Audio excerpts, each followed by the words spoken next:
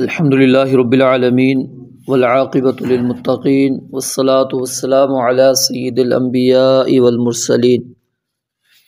اعوذ باللہ من الشیطان الرجیم ثم انشأنا من بعدهم قرنا آخرین۔ ثم انشأنا پھر ہم نے پیدا کیے، من بعدهم ان کے بعد یعنی قوم نوح کے بعد، قرناً آخرین اور زمانے کے لوگ، فارسلنا فیہم رسولا منہم پس ہم نے بھیجا ان میں ایک رسول انہی میں سے، ان اعبدوا اللہ ما لکم من الہ غیرہ کہ ایک اللہ کی عبادت کرو، نہیں ہے تمہارے لیے اس کے سوا کوئی اور معبود، افلا تتقون پس کیا تم نہیں ڈرتے۔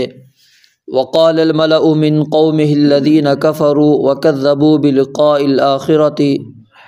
اور کہا اس کی قوم میں سے ان سرداروں نے جنہوں نے کفر کیا اور آخرت کی ملاقات کو جھٹلایا، وَأَطْرَفْنَاهُمْ فِي الْحَيَاةِ الدُّنْيَا اور ہم نے انہیں دنیا کی زندگی میں خوشحال رکھا، مَا هَذَا إِلَّا بَشَرٌ مِثْلُكُمْ انہوں نے یہ بات کہی کہ یہ نہیں ہے مگر تمہاری ہی جیسا ایک انسان، یأکل مما تأکلون منہ وہ کھاتا ہے اس میں سے جس میں سے تم کھاتے ہو، ویشرب مما تشربون اور اس میں سے پیتا ہے جو تم پیتے ہو، وَلَئِنْ أَطَعْتُمْ بَشَرًا مِثْلَكُمْ اور البتہ اگر تم نے اطاعت کی، اگر کہنا مان لیا، بشرا مثلکم اپنے جیسے ایک انسان کی، انکم اذا لخاسرون یقیناً تم اس وقت نقصان اٹھانے والے ہوگے۔ اللہ تعالیٰ نے جو پہلی آیت کے اندر ہم نے پڑھی ہے اس کے اندر کس قوم کا ذکر کیا ہے تو اکثر مفسرین نے اس سے مراد قوم عاد لی ہے، ہود علیہ السلام کی قوم، کیونکہ قوم نوح کے جو جانشین بنے تھے وہ یہی لوگ تھے۔ سورہ ہود کے اندر اللہ رب العالمین نے، بلکہ سورہ اعراف کے اندر اللہ تعالیٰ نے سیدنا ہود علیہ السلام کا خطاب نقل کیا جو انہوں نے اپنی قوم سے کرتے ہوئے فرمایا تھا کہ وَاذْكُرُوا إِذْ جَعَلَكُمْ خُلَفَاءَ مِن بَعْدِ قَوْمِ نُوحٍ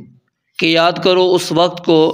جب اس اللہ نے تمہیں قوم نوح کا جانشین بنایا۔ لیکن اس کے علاوہ دیگر مفسرین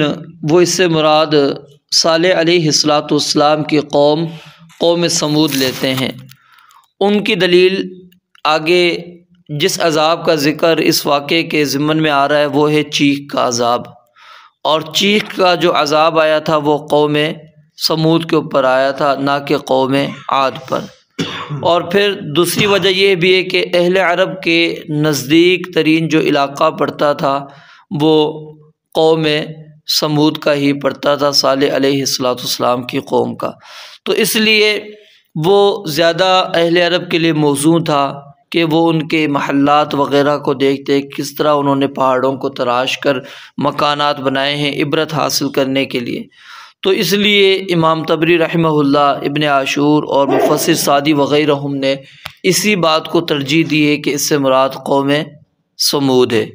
لیکن اللہ تعالیٰ نے یہاں پر کسی قوم کا خاص طور پہ ذکر نہیں کیا، کیونکہ مقصود کسی قوم کی تاریخ مراد نہیں ہے بلکہ عبرت حاصل کرنا مقصود ہے۔ تو اس لیے اللہ رب العالمین نے فرمایا کہ جو پچھلی آنے والی قومیں ہیں انہوں نے گزری ہوئی قوموں سے کچھ بھی نصیحت عبرت حاصل نہیں کی۔ ثم انشأنا من بعدهم قرنا آخرین قوم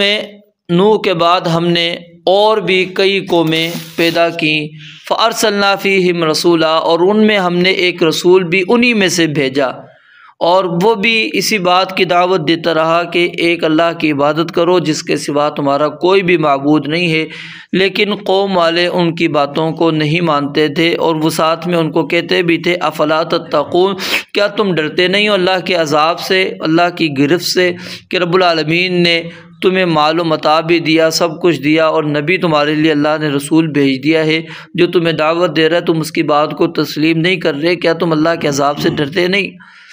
وقال الملأ من قومه الذين كفروا وكذبوا بلقاء الآخرة۔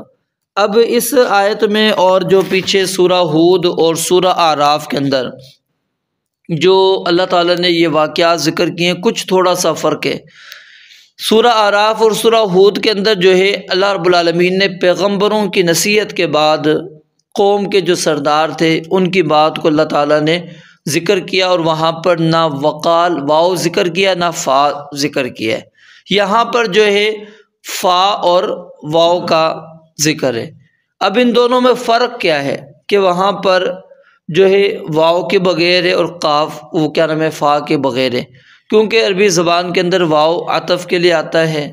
ٹھیک ہے، فا تعقیب مع الوصل یعنی پچھلی بات کو فوراً ملانے کے لیے آتا ہے۔ تو یہاں پر اللہ رب العالمین نے یہ اسلوب اختیار کیا اور وہاں پر کیوں نہیں کیا؟ اس کی وجہ یہ ہے کہ جو سورہ اعراف اور سورہ ہود کے اندر اللہ نے جو واقعات ذکر کیے ہیں وہ جب انبیاء نے دعوت دی اسی وقت قوم والوں نے اعتراض کیا، سامنے سرداروں نے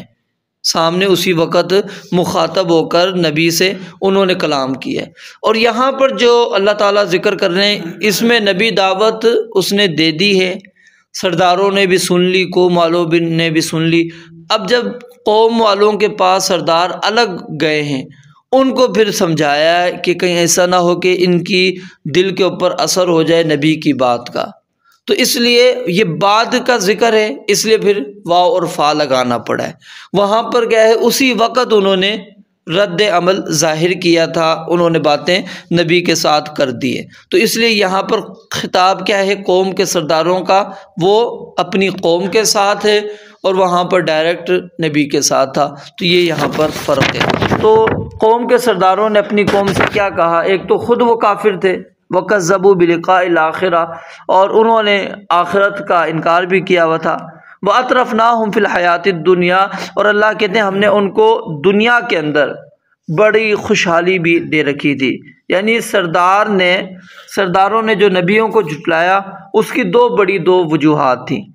ایک کیا تھا؟ آخرت کی ملاقات کے وہ انکاری تھے، اور دوسرے ان کے پاس بہت زیادہ مال و متاع تھا، دنیا بڑی وسیع ان کے پاس موجود تھی، اور پھر یہ کہہ کر جھٹلا دیا کہ ما ھذا الا بشر مثلکم، یہ تو تمہاری طرح کا ایک انسان ہے، کھاتا ہے جس طرح تم کھاتے ہو، پیتا ہے جس طرح تم پیتے ہو۔ نبی علیہ السلام کو یہاں پر در حقیقت تسلی دی جا رہی ہے، پریشان نہ ہو۔ آپ کو بھی انہوں نے کہا مال ھذا الرسول، اس رسول کو کیا ہے، یاکل الطعام ویمشی فی الاسواق، کھاتا بھی ہے، کھانا بھی کھاتا ہے، بازاروں میں بھی چلتا ہے، یہ سارا کچھ ہماری طرح کر رہا ہے، یہ نبی اور رسول ہوتا تو یہ معاملات نہ کرتا۔ تو اللہ رب العالمین نے کہا یہاں پر پریشان نہ ہو، صرف آپ کے ساتھ یہ معاملہ نہیں، جتنے بھی نبی آئے رسول آئے ان کی قوم والوں نے ہمیشہ ان کے ساتھ یہی کیا۔ اور دوسری بات یہاں پر ایک اور یاد رکھیں، یہ جو مال کی وسعت ہوتی ہے یہ انسان کو بسا اوقات گمراہی کی طرف لے جاتی ہے۔ نبی علیہ الصلوۃ والسلام نے ذکر کیا ہے حدیث کے اندر ان لوگوں کا جو حدیث کا انکار کریں گے، ان کی ایک صفت یہ بیان فرمائی ہے کہ وہ شبعان سیراب ہوں گے اور اپنے تکیوں پر ٹیک لگائے ہوئے ہوں گے، اور خود ہی پھر حلال کریں گے، حرام کریں گے۔ وجہ کیا ہے کہ ان کے پاس خوشحالی ہے۔ اب ظاہر ہے جس کے پاس خوشحالی ہوتی ہے، مال و متاع ہوتا ہے، لوگ اس کی باتیں سن بھی لیتے ہیں، مان بھی لیتے ہیں، کس لیے کہ یہ اس کے پاس مال و متاع ہے، اس کو اللہ تعالیٰ نے بہت کچھ دیا ہوا ہے۔ تو اب یہ صفت ہے ان کی گمراہی کی، تو یعنی کہ زیادہ مال و متاع آ جانا یہ انسان کو بسا اوقات گمراہی کی طرف لے جاتا ہے، نافرمانیوں کی طرف لے جاتا ہے۔ اور سورہ بنی اسرائیل کے اندر جب ہم پڑھتے ہیں تو اس میں بھی یہی سبب ایک ملتا ہے قوموں کی ہلاکتوں کا، کہ اللہ تعالیٰ نے ان کو بڑا مال دیا اور اس کے بعد انہوں نے پھر کیا ہے بہت ساری اللہ کی نافرمانیاں اس مال کے ذریعے سے کرنا شروع کر دی۔ خوشحالی والی زندگی ان کو ملی تو انہوں نے اللہ کی عبادت کو ترک کر دی۔ پھر آگے فرمایا وَلَئِنْ أَطَعْتُمْ بَشَرًا، قوم والوں کو کیا کہا کہ یہ ایک انسان ہے، اس کی یہ صفتیں ہیں، اور اگر تم نے ایک انسان کی بات مان لی، اور انسان بھی وہ مثلکم جو تمہارے جیسا ہے، تم دیکھ رہے ہو خود اپنی آنکھوں سے، اِنَّکُمْ اِذًا لَخَاسِرُونَ، تو یقیناً تم اس وقت نقصان میں ہوگے۔ یعنی گویا کہ ان کا مقصود یہی تھا جو آج بھی مسلمانوں کا مقصود ہے، وہ کیا ہے کہ نبی ایک الگ ہونا چاہیے، اس کا ہمارے جیسوں کے ساتھ انسانوں کا کوئی تعلق نہ ہو۔ ہم کہتے ہیں نا ہمارے جیسے نبی، یہ تو نبی کی گستاخی ہو جاتی ہے، آپ اپنے جیسا کہہ رہے ہیں، نہیں، وہ الگ مخلوق، آپ الگ مخلوق نہیں، وہ بھی انسان ہیں، ان کے یہی معاملات ہیں جو ہمارے معاملات ہیں۔ فرق صرف کیا تھا، انما یوحیٰ الیہ، میری طرف وحی کی جاتی ہے، اللہ کی طرف سے فرشتہ ان کے اوپر نازل ہوتا تھا، جو بھی معاملات ہوتے تھے وہ ان کے وہ رب العالمین کی طرف سے آتے تھے، وہی ان کے اوپر آتی تھی، بس یہ ایک امتیاز تھا، باقی معاملات کے اندر ان کے اندر کوئی بھی نہیں۔ اور اس کی وجہ سب سے بڑی یہی ہے کہ کیونکہ احکامات انسانوں کو دینا مقصود تھے، تو ظاہر ہے پھر وہی ہونا چاہیے جو انسانوں کی ضروریات کے مطابق ہو۔ اگر فرشتوں میں اسے ہوتا ہے، اس کا بھی اللہ نے ذکر کیا کہ فرشتہ ہوتا تو وہ لوگ کہتے یہ تو فرشتہ ہے، یہ تو ہمیشہ عبادت کرتے رہتا ہے، اس کو کیا پتہ ہمارا کھانا پینا بھی مسئلہ ہے، ہمارے شادی بیاہ بھی مسئلے، ہمارے دیگر معاملات ہیں، اس کو کیا فکر، یہ تو سب چیزوں سے آزاد ہے، اس نے تو یہ کام ہی کرنا ہے۔ اس لیے اللہ تعالیٰ نے انسان بھیجا، اس کے ساتھ وہ ضروریات لگائی ہوئی تھی تاکہ اس کے باوجود وہ نبی عبادت کر کے دکھائے، معاملات کر کے دکھائے، تاکہ لوگوں کے سامنے یہ کلیئر اور واضح ہو جائے۔ رب العالمین سے دعا ہے اللہ تعالیٰ سمجھنے عمل کرنے کی توفیق عطا فرمائے۔ وآخر دعوانا الحمد للہ رب العالمین۔